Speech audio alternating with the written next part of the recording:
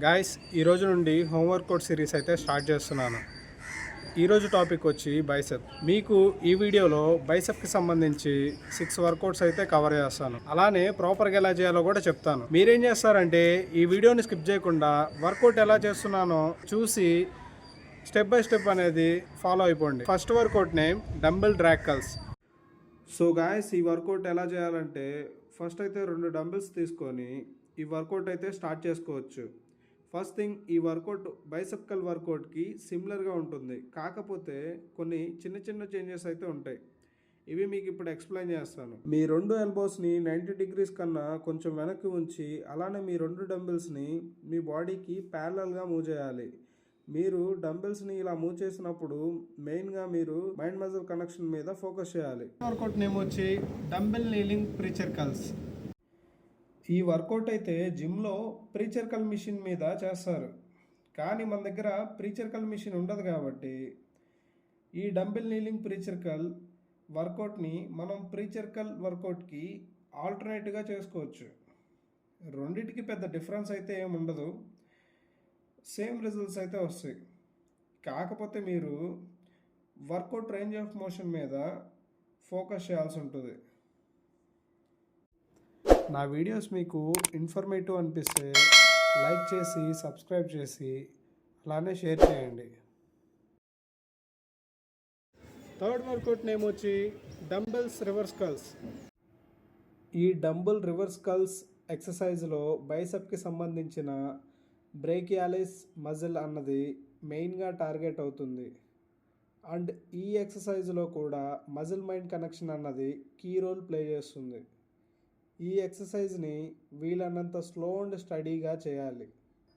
ఒక సెట్కి 10 రెపిటేషన్స్ అయితే చేయాలి, 4 సెట్లు అయితే చేయాలి.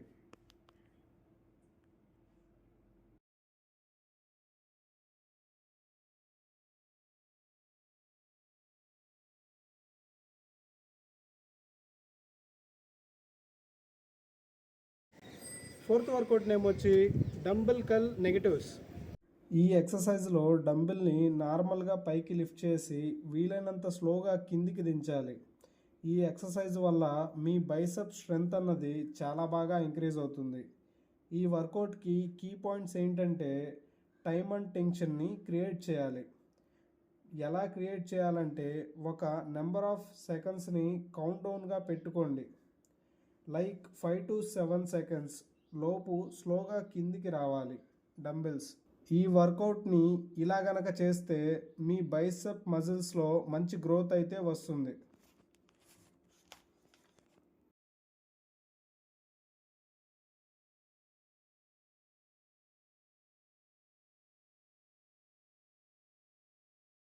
ఫిఫ్త్ వర్కౌట్ నేమ్ వచ్చి డంబెల్ బైసెప్ కర్ల్స్. ఈ వర్కౌట్ గురించి మీకు కొత్తగా చెప్పాల్సిన అవసరం ఏం లేదనుకుంటున్నా.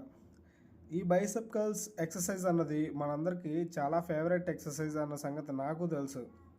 అయినా సరే తెలియని వాళ్ళ కోసం ఒక 2 లైన్స్లో అయితే ఎక్స్ప్లెయిన్ చేస్తాను. మీ ఎల్బోస్ 90 డిగ్రీస్లో అయితే ఉండాలి. వర్కౌట్ చేసేటప్పుడు ఎల్బోస్ని ముందుకి అలాగే వెనకకు కదిలించకూడదు. మీ మణికట్టుని పైకి కిందకి బెండ్ చేయకూడదు.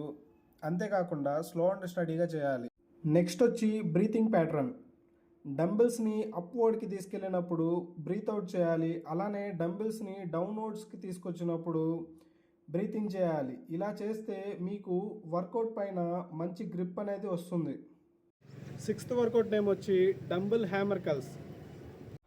డంబెల్ కర్ల్స్కి ఏవైతే పాయింట్స్ చెప్పానో అదే పాయింట్స్ ఈ వర్కౌట్కి కూడా వర్తిస్తాయి. సో దీనికోసం కొత్తగా అయితే ఏం చెప్పట్లేదు. గైస్, నా వీడియోస్లో మిస్టేక్స్ ఏమైనా ఉన్నా అలానే మీకేదన్నా డెడికేటెడ్గా వీడియో కావాలన్నా కామెంట్ చేయటం మాత్రం మర్చిపోకండి. Thanks for watching.